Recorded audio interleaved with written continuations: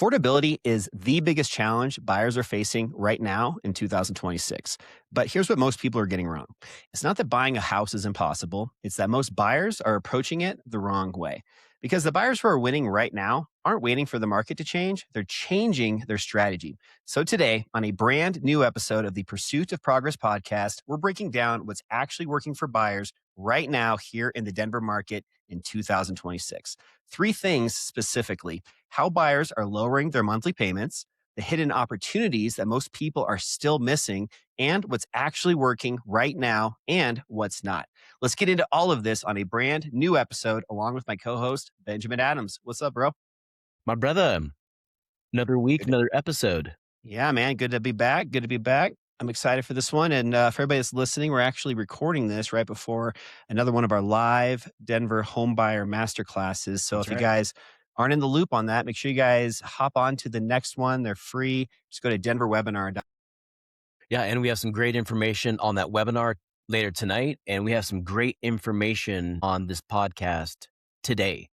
Oh, yeah. We're talking about affordability. Now, it's going to be specific here to Denver, but these are strategies that buyers in some of these markets where affordability is an issue, these are strategies that buyers are using. So even if you're not in Denver, maybe you're listening in another big market and affordability is a concern, these options can still apply to you.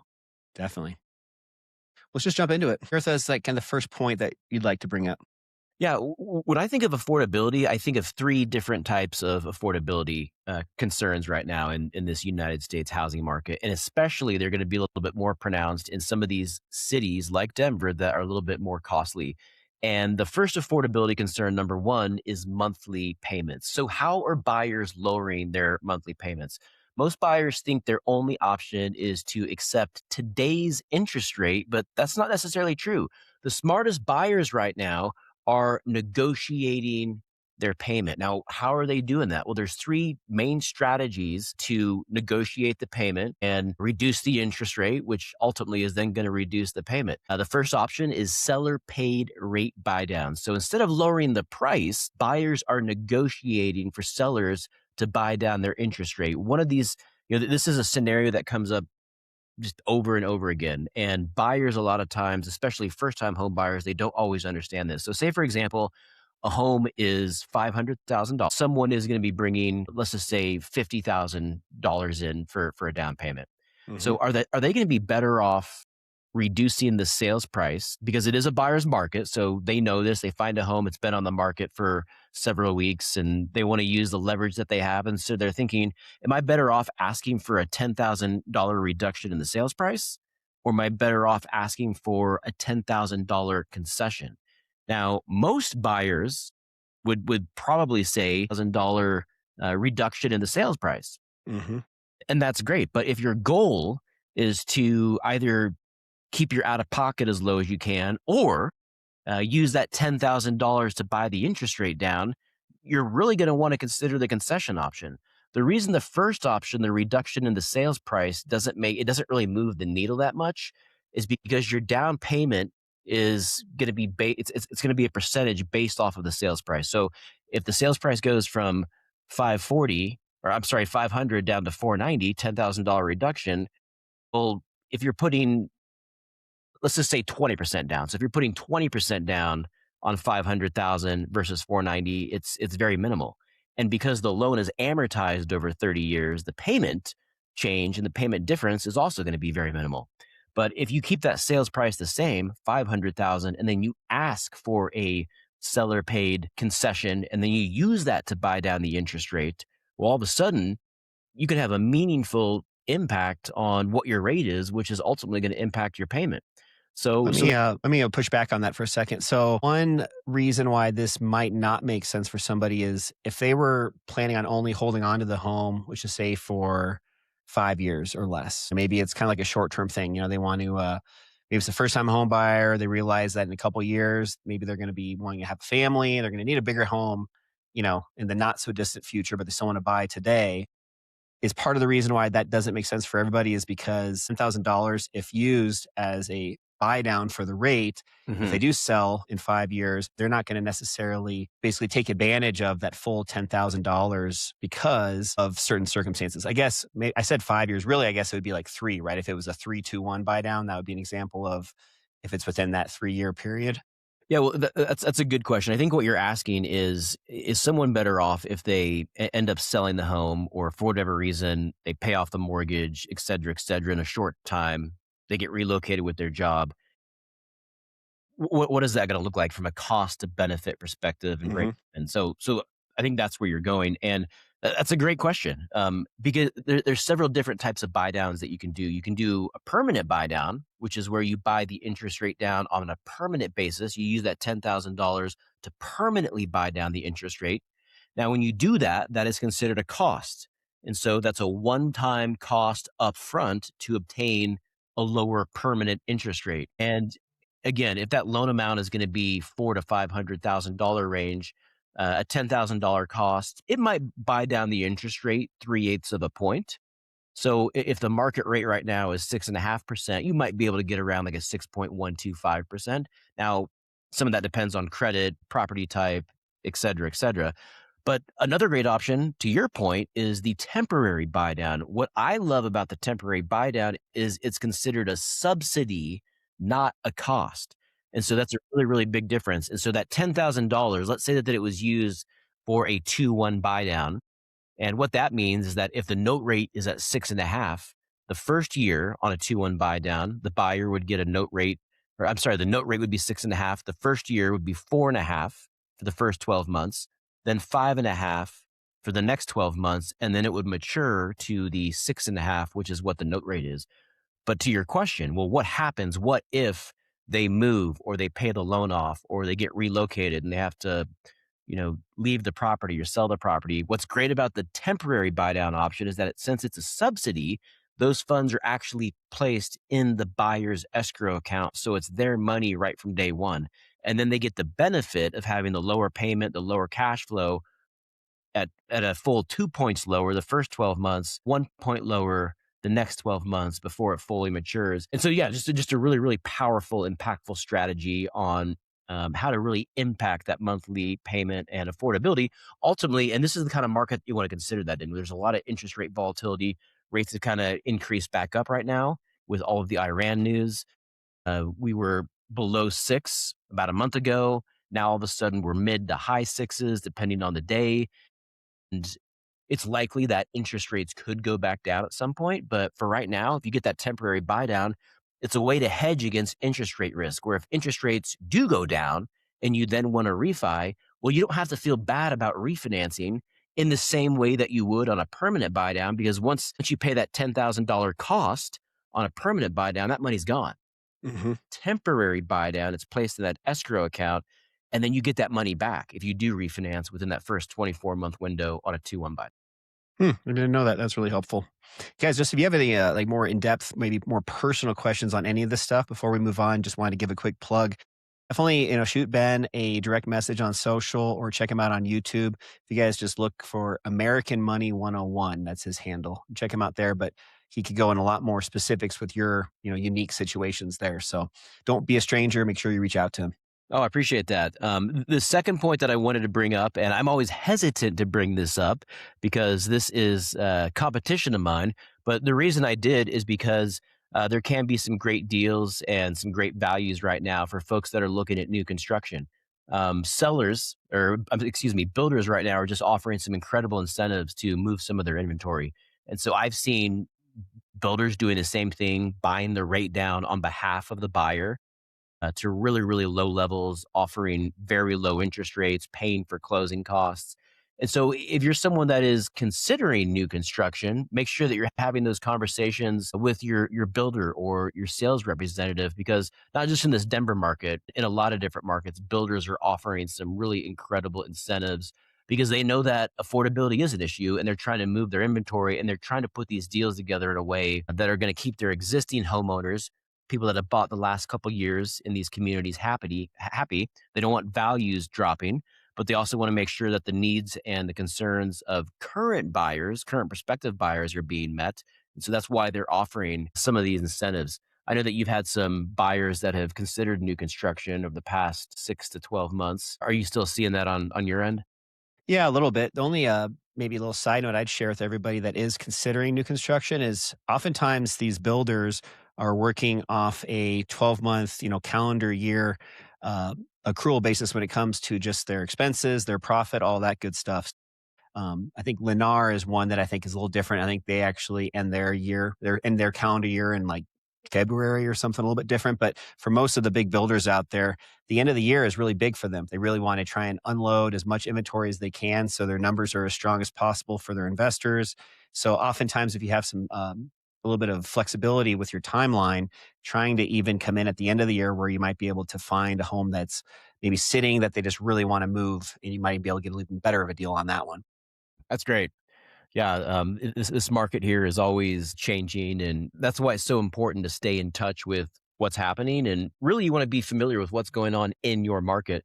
Kind of and then the third thing that I wanted to chat on, we talked about payment affordability. We talked about the pros of new construction, and then the third thing that I wanted to talk about was down payment affordability. A lot of times when buyers talk about affordability, there's monthly payment. Monthly payments too high, or they can only afford a certain payment range. So that's one type of affordability. And then the other type of affordability is down payment. I shared a post a couple days ago sharing how many years it would take for a buyer to save 10% down based off of each state's average sales price for 2025. And a And lot of that's states, 10% down, not that's 20%. 10% down, not Yeah. 20% down. And a lot of states, it was over 10 years to save for a 10% down payment. And so most people don't realize this, but there are minimum down payment programs, there's reduced down payment programs, and there's also down payment assistance programs available. Some of those programs are going to be available to first time home buyers. Some are going to be available to every buyer. There are going to be certain requirements and guidelines that apply. Here in Colorado, the largest non for profit housing agency is called SHAFA, the Colorado Housing and Finance Authority. And what they do is they partner with local lenders to help qualify first time home buyers, first generation buyers, and then just regular buyers, people that have already owned a home with down payment assistance. So a strategy, so you can get a silent second mortgage through Chaffa for down payment assistance of up to $25,000. They also have grant programs available. And one strategy that I love, and this is a strategy that I every single month we're doing this, where if you have a buyer and they qualify for a down payment assistance loan, and then you can get the seller to pay for their closing costs. There are a lot of scenarios where buyers can still get into a home with only $1,000 pocket. That's Wow. happening right now. That's awesome. Yeah. And so whether it's monthly payment, whether it's saving for a down payment, a lot of times there are ways to resolve some of these affordability issues. And it's not, that accurate to assume for everybody out there listening that's just really this is really hitting close to home for them about the down payment specifically. I don't know the exact number. Sorry to put you on the spot if you don't know either, but I think the average percentage down for the past year was not 20%. I think it was like 11 or 12% or something like that. Quite a bit lower than the 20% that a lot of people just assume is what they need. Yeah, the 20% is what's thrown around in the industry a lot. You see that online, put 20% down. I know Dave Ramsey is a big proponent of that. And if you have the means, the resources to do that, maybe you're selling an existing home and has a boatload of equity. That may not be a bad idea, but especially for first time home buyers, though, here's the reality. If you're a first time home buyer, unless you are getting significant financial help from family, parents, someone else, like or you have just a phenomenal job, or you've been saving for years and years. The reality is more than likely you're not going to be able to put 20% down, and the minimum down payment on a conventional loan is 5%. FHA is 3.5%. And then there's reduced down payment programs that are income restricted. There's one with conventional called Home Ready and Home Possible at 3%. And there's some of the down payment assistance programs that I just referenced where you can literally get into a home with as little as $1,000 out of pocket. That is happening right now, especially here in this Denver market. Awesome. It's very inspiring for I think a lot of people to hear that. Well, let's kind of shift gears. I'd like to spend a few minutes kind of spearheading this next point, which is just talking about a lot of the hidden opportunities that a lot of buyers are still missing today. A lot of buyers right now are really focused on what's hard. The higher rates, higher prices, a lot of these affordability challenges that we're talking about. But I think also a lot of these people are missing where the real opportunities actually are. And right now in Denver, we're definitely seeing something shift. Homes are sitting longer. We're sitting at, 40, 50, 60 days or longer in some scenarios. Price reductions are happening just because it is such a buyer friendly market at the moment. Buyers have a lot of leverage, and sellers are definitely having to be a little bit more flexible also than in recent years just because of that pool of buyers being so small. So, a lot of picky buyers out there right now. And because of all of that, that creates a lot of opportunity for buyers, but only for the ones that are prepared. So the reality that I would kind of want to just kind of bring home here is that you don't necessarily find great deals, you recognize them. And the buyers that are winning right now are the ones that are really understanding and knowing their numbers, really having a good understanding of value, and are basically just in a position where they're ready to act extremely quickly when that opportunity does present itself. So Yeah. that big opportunity right now is that homes sometimes maybe need a little bit of light upgrades. It's so important right now for homes that are listed to be absolutely pristine and perfect just because of, again, the buyers having so much ability to not only have leverage but also be picky. A lot of inventory out there and very few active buyers in the market. So for listings, anybody out there that's trying to sell a home, it's so important right now just to have your home looking as good as it possibly can. And I'm not talking about, full remodels, just a lot of little cosmetic improvements. So for you guys out there that are listening that are buyers or aspiring buyers this year, finding these homes out there that are really identifying themselves to you as this more cosmetic type upgrades. Those ones that are sitting longer, they oftentimes also have more room to negotiate because those sellers are starting to freak out a bit. Just really understanding that there's opportunity in this market, but it doesn't look like it did, 5, 6 years ago, back in 2019, 2020, and even the beginning of 2021. It's a little bit quieter, it's a little bit more subtle, and a little bit easier to miss if you don't know what you're looking for. Yeah, and one thing that I think we're all realizing, some of the news has talked about how much more inventory there is right now than past years, how many more sellers there are than buyers. I shared a statistic last week that there's currently 630,000 more sellers in the United States than buyers. That's a pretty alarming number. But kind of to the point that you just referenced, if you have a property that is priced aggressively, it has curb appeal, or if it's priced within a certain price range in this Denver market, kind of 4 to 600,000, there are only so many homes in that price range. So you are going to have to be prepared, even if you are a buyer, that you're going to be there's only so many homes in that price range. So that's going to attract more buyers. And so you're going to have to come and be ready, be prepared, and not hesitate. Because when you hesitate, that's when these deals go under contract.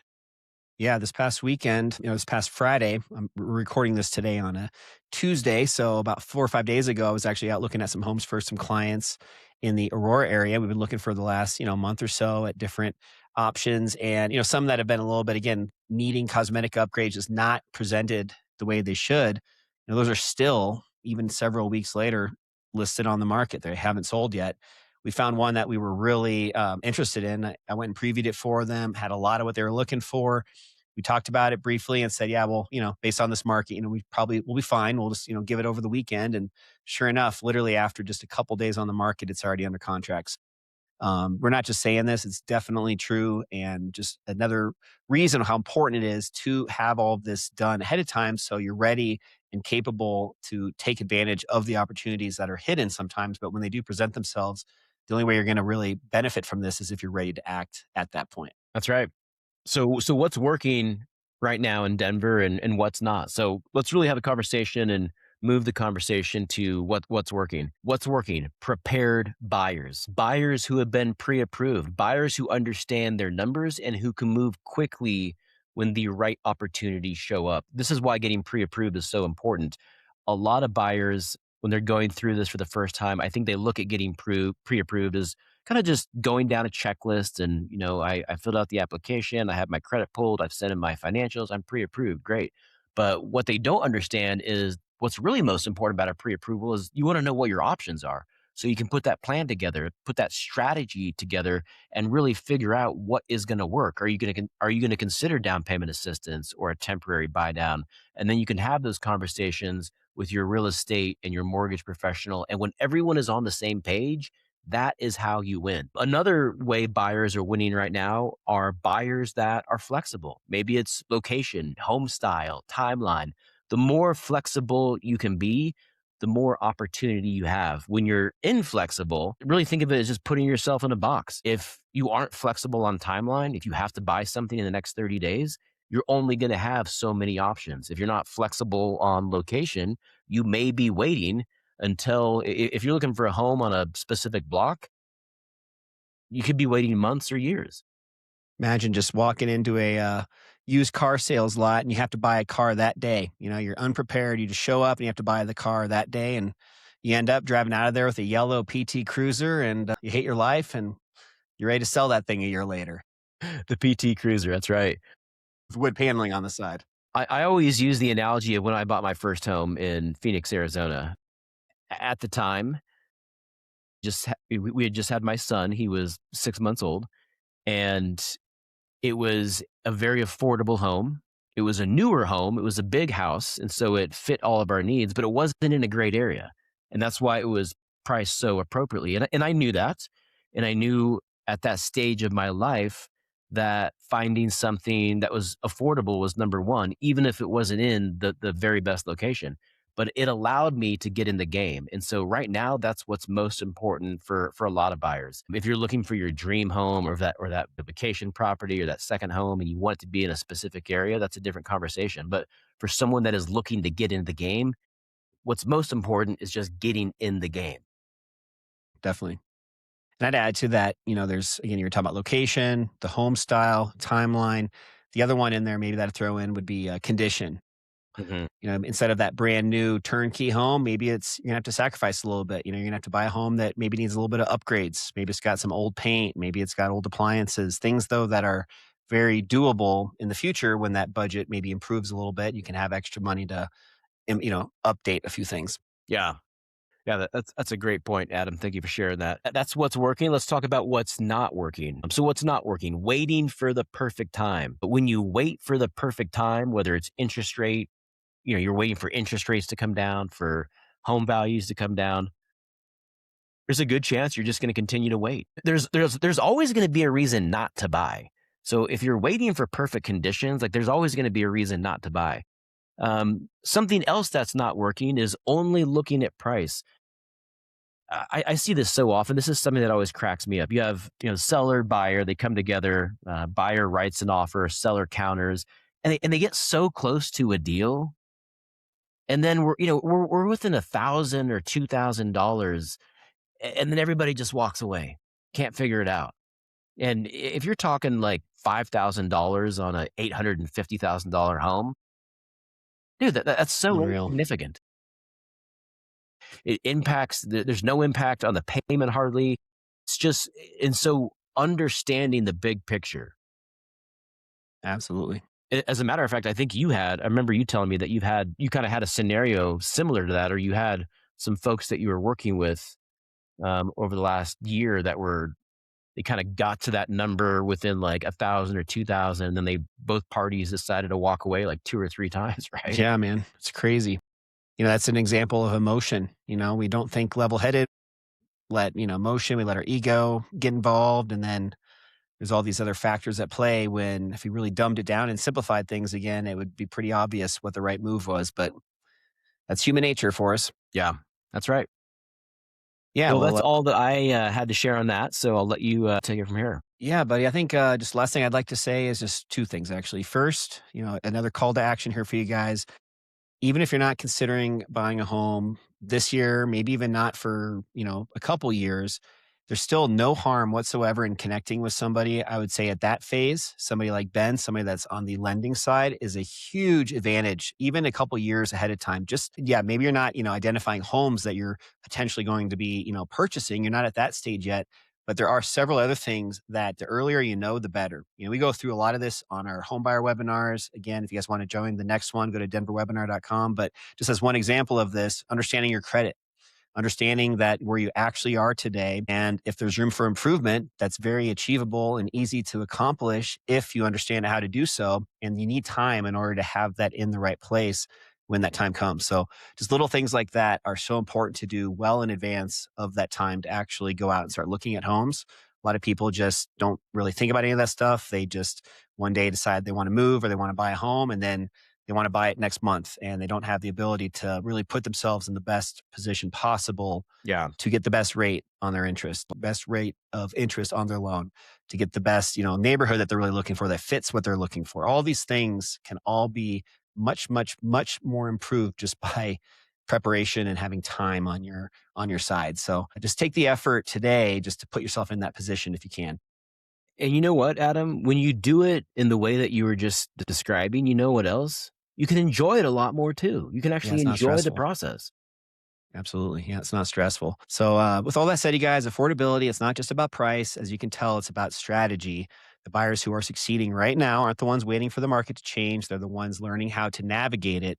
So, if you guys want to, dive into this at all, feel free to reach out to either Ben or myself. Find Ben on Instagram, Facebook, YouTube, American Money 101. And as for myself, find me as Adam Lang or adamsellsdenver.com. We also offer 15 and also 30-minute strategy sessions where we can do a one-on-one and just really help you kind of understand whatever's a sticking point for you at this point. And if you guys want to join that next webinar, make sure you guys go to denverwebinar.com. We'd hope to see you guys on the next one. And with all that being said, my name is Adam, signing off for Ben on the Pursuit of Progress podcast. We love you guys. We'll see you next week.